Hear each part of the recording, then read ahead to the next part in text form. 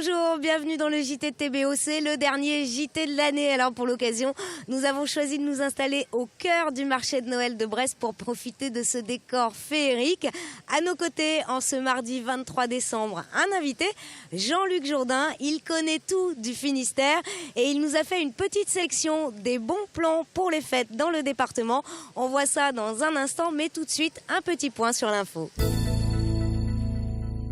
Au moment où beaucoup se préparent à assister à la messe de minuit, le réalisateur Pierre Barneyas signe un documentaire sur les apparitions de la Vierge et les secrets qui entourent ces phénomènes miraculeux.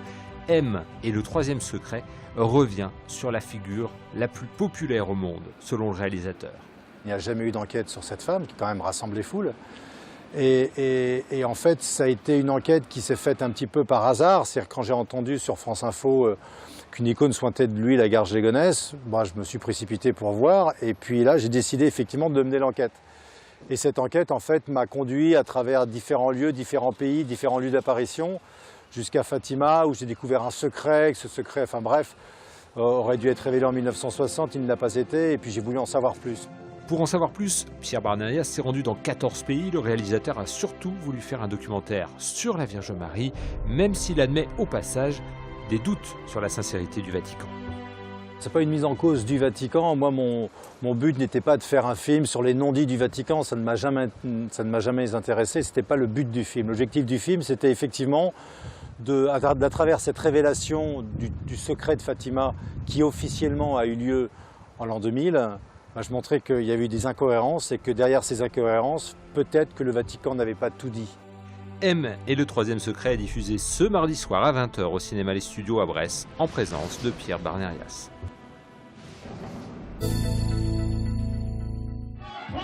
Depuis plusieurs mois, ils ont l'habitude de jouer sur des scènes beaucoup plus grandes, dans toute l'Europe.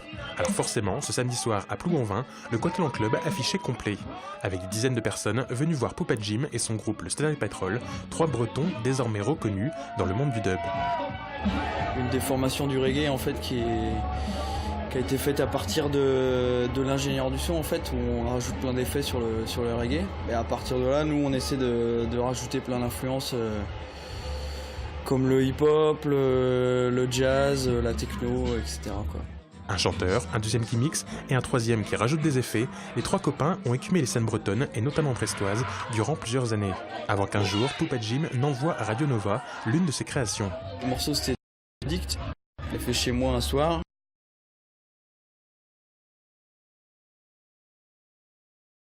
Envoyé à Nova parce que je sais pas, pour voir, et puis ils ont kiffé le morceau, ils l'ont joué direct, du coup ça nous a poussé à le sortir en vinyle, donc à créer un label et tout ça.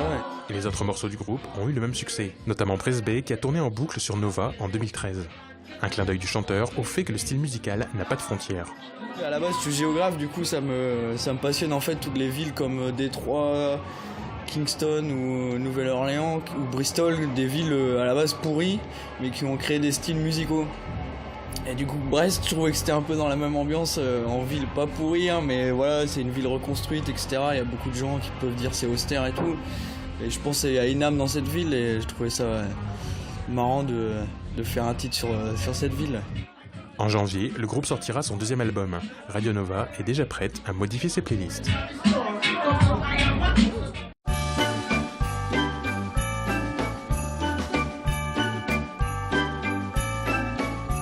Et nous sommes en compagnie de Jean-Luc Jourdain, représentant de Finistère Tourisme. Bonjour Jean-Luc. Bonjour.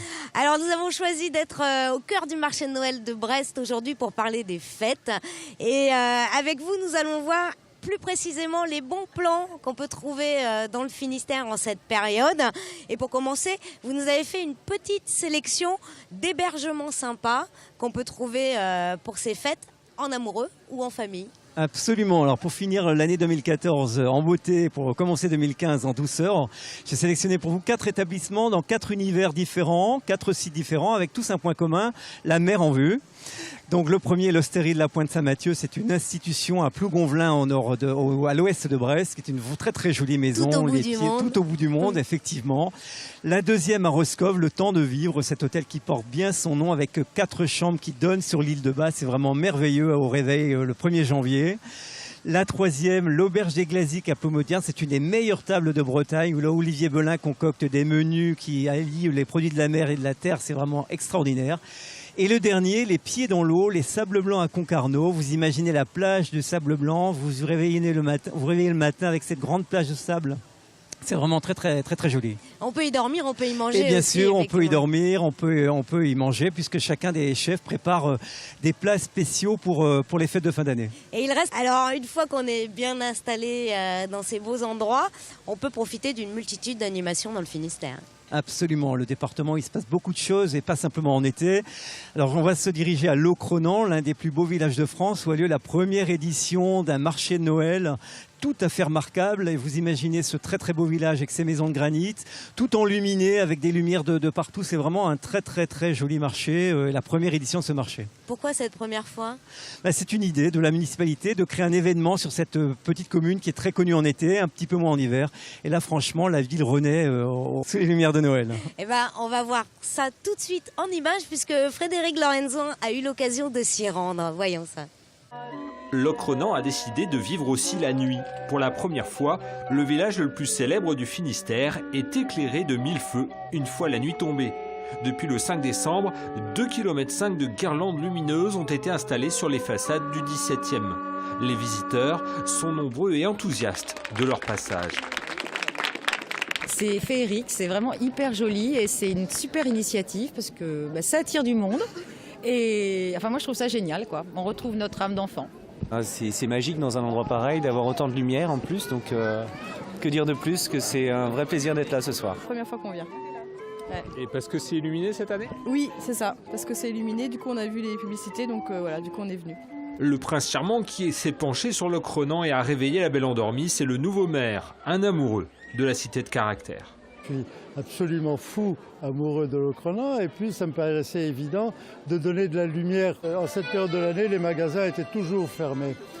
Et nous nous rendons compte que tous les magasins ici sont ouverts et que du point de vue économique, ça ne profite pas qu'à notre cité, mais également à toute une région, quoi. En plus des illuminations, 12 chalets recréent un village dans le village, un éclat de génie pour ce commerçant. Pour le commerce, ça marche très bien. Ça marche très bien. Je vous dis, on a gagné un mois de saison et on ne s'attendait pas du tout à ça.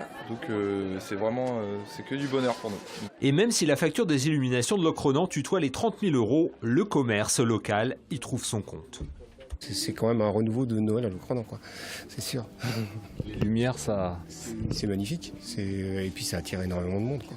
J'ai un fils qui habite à côté, mais je viens très souvent à Locronan. C'est une ville très agréable, très sympa, très jolie. Alors là, avec les décorations, c'est vraiment très très bien. Les illuminations et le marché de Noël restent en place pendant toutes les vacances à Locronan. La cité de caractère se reposera plus tard. Alors, d'autres animations dans le Finistère aussi. Alors effectivement, il se passe aussi d'autres choses ailleurs, notamment au château de Trévarez, à Saint-Goazec.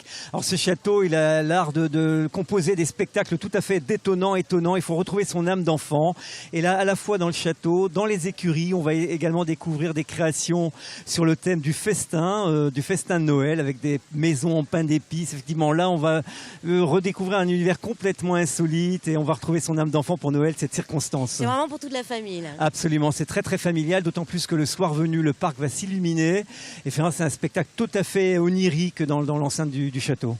Et puis, beaucoup de visiteurs viennent en Finistère pour la mer. Et vous avez quelques idées du côté des îles, Jean-Luc. Absolument, et notamment à l'île Ouessant. Ondine Morin, depuis plusieurs années, organise une sortie nocturne tout à fait intéressante et tout à fait originale.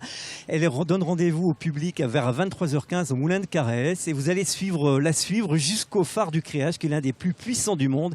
Et vous allez effectivement trinquer à la nouvelle année sous les faisceaux de ce phare. C'est totalement féerique. Et elle vous donnera le thème de la balade sur site le jour J.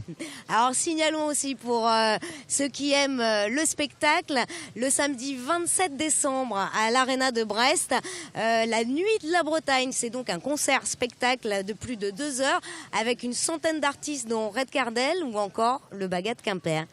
Et vous Jean-Luc, qu'avez-vous prévu pour vos fêtes en Finistère ? Alors comme je suis gourmand, je pense que je vais choisir une très très belle table étoilée dans le Finistère Sud, oui. Eh ben, bon appétit et bonne fête. Alors, merci vous beaucoup de même. Au d'avoir revoir. été avec nous pour ce dernier JT de l'année. Merci à vous de nous avoir suivis. Merci aussi au marché de Noël de Brest de nous avoir accueillis pour cette dernière. La rédaction de TBO fait une petite pause pendant ses vacances, mais on se retrouve le lundi 12 janvier pour une toute nouvelle émission quotidienne. On vous souhaite de bonnes fêtes et nous, on va faire un petit tour de Grande Roue, Jean-Luc. Absolument. À bientôt. À bientôt. Au revoir.